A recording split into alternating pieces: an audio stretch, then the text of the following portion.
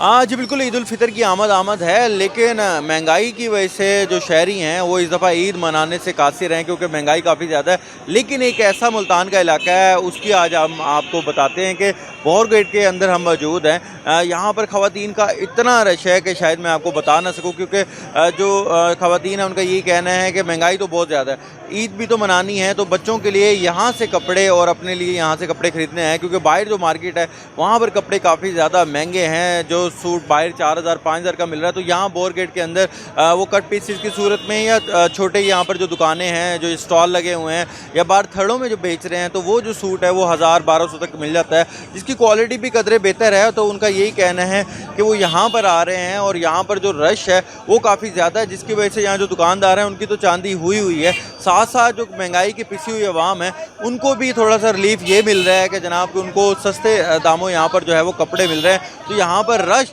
बाकी पूरे मुल्तान की मार्केट से इंतहाई ज़्यादा दिखाई दे रहा है।